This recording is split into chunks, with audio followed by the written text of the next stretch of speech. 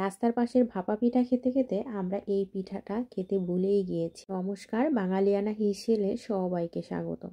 তো আজকের রেসিপিতে আছে দুর্দান্ত একটা পিঠার রেসিপি। এত সহজ আর এত কম সময়ে পিঠাটা তৈরি করা যায়, এটা হচ্ছে যারা পিঠা বানাতে পারেন না তারাও তৈরি করে ফেলতে পারবেন। মাত্র কয়েকটা উপকরণ দিয়েই এই পিঠাটা তৈরি করে নিব। প্রথমেই লাগছে গুড়। এখানে আপনাদের যদি খেজুরের গুড় থাকে তাহলে আর এই ঝামেলায় যেতে হবে না। আর আমার কাছে যেহেতু খেজুরের গুড়টা ছিল না, তার জন্য আমি এই বাটালি গুড় নিয়েছি। এখন এটাকে গলিয়ে নিচ্ছি, অল্প একটু জল দিয়ে এটাকে জাল দিয়ে নিচ্ছি, আর একটুখানি লবণ দিয়ে দিলাম। পিঠার সাথে আর লবণটা দিতে হবে না। গুড়টা গলানো হয়ে গেলে এটা ঠান্ডা হতে দিব। আর এই গুড়টা যাতে একদম ঠান্ডা হয়ে যায় সেই পর্যন্ত কিন্তু এদিকে চালের গুঁড়া দিয়ে দিলাম। এখানে মাপ ঝুপের কোনো ব্যাপার নেই। আমার কাছে হচ্ছে এই বাটাটার অর্ধেক চালের গুঁড়া ছিল, সেখান থেকে কিছুটা পরিমাণ চালের গুঁড়া নিয়েছি। আপনারা আপনাদের পরিমাণ মতো চালের গুঁড়ি নিয়ে নেবেন। এরপরে হচ্ছে নারকেল কোড়া দিয়ে দিচ্ছি। এখানে আমি একটা নারকেল পুরোটাই কুড়িয়ে নিয়েছি। এরপর এই পিঠাটায় হচ্ছে নারকেল যত দেওয়া হয় ততই কিন্তু বেশি ভালো লাগে। যারা পরিমাণে কম করবেন তারা হচ্ছে নারকেলটা আর একটু কম দিলেও হবে। তো আমার যেহেতু একটা নারকেলের পরিমাণটা বেশি হয়ে গিয়েছে, তাই আমি আর একটু চালের গুঁড়া দিয়ে আবারও ভালো করে এটার সাথে মিশিয়ে নিচ্ছি।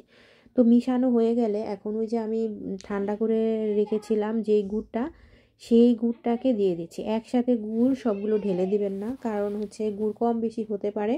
একটু একটু গুড় দিব আর হচ্ছে মেখে নিব। মানে এমনভাবে গুড়টা দিব এটা যাতে একদম ঝরঝরে থাকে।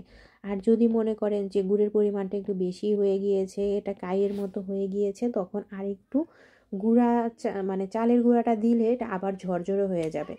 তো এই যে দেখেন আমার কতটা ঝরঝরে হয়েছে, মিশানো হয়ে গিয়েছে গুড় নারকেল। এখন একটা ঝাঁঝরি নিয়ে নিলাম। ঝাঁঝরির মধ্যে প্রথমে হচ্ছে এই মিশ্রণটাকে আমি উপরে উঠিয়ে নিচ্ছি। এখন আমি গুঁড়াটাকে চেলে নিব হাত দিয়ে, এরকম ডলে ডলে চাললে নিচে একদম দানা দানা পড়ে চালের গুঁড়া। এটাই হচ্ছে পিঠার মেইন উপকরণ। তো এই যে দেখেন আমার চালা শেষ। এখন দুটো বাটি নিয়েছি, এই বাটি দিয়েই এই পিঠার শেপ করে নিব। আপনারা অন্য যে কোনো শেপের আপনাদের যে কোনো বাটি নিয়ে নেবেন ছোট ছোট। আর যদি বড় করতে চান বড় বাটি নিয়ে নেবেন। তো আমি এভাবে করে এই যে পিঠাগুলো দিয়ে দিচ্ছি। আর এই যে জল ভাপ উঠলেই একটা ঝাঁঝরি দিয়ে এই পিঠাগুলো ভাপে দিয়ে দিব। এই ভাপে পিঠা দিয়ে আমি আবারও হচ্ছে বানিয়ে নিচ্ছি কিছুগুলো, যাতে আমার কাজটা তাড়াতাড়ি হয়ে যায়। আর একদম সহজ পিঠা এটা হচ্ছে ভাপে দিয়ে দিয়ে আপনারা ভাপে দেওয়ার পরে 2-3 দিন এমনি ভালো থাকে, পরে আবার যদি একটু শক্ত হয়ে যায় ভাপে দিয়ে নেবেন। এত ভালো লাগে এই পিঠাটা খেতে। এই যে দেখেন কালারটাই চেঞ্জ হয়ে গিয়েছে, তখন বুঝবো যে এটা হয়ে যাচ্ছে। আমি এই যে একটা একটা করে উঠিয়ে নিচ্ছি।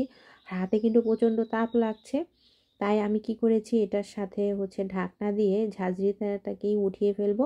এরপরে নামিয়ে নিচ্ছি, কারণ হাতে প্রচণ্ড তাপ লাগছিল। তো এই যে আমার পিঠা বানানো কিন্তু হয়ে গিয়েছে। আমি এভাবে ভাপ দিয়ে দিয়ে সবগুলো পিঠা তৈরি করে নিয়েছি। আপনারা কারা কারা এইরকম পিঠা পছন্দ করেন কমেন্টে জানাবেন। তো আজকে এই পর্যন্তই। সবাই ভালো থাকবেন, সুস্থ থাকবেন। কথা হবে নতুন কোনো রেসিপি।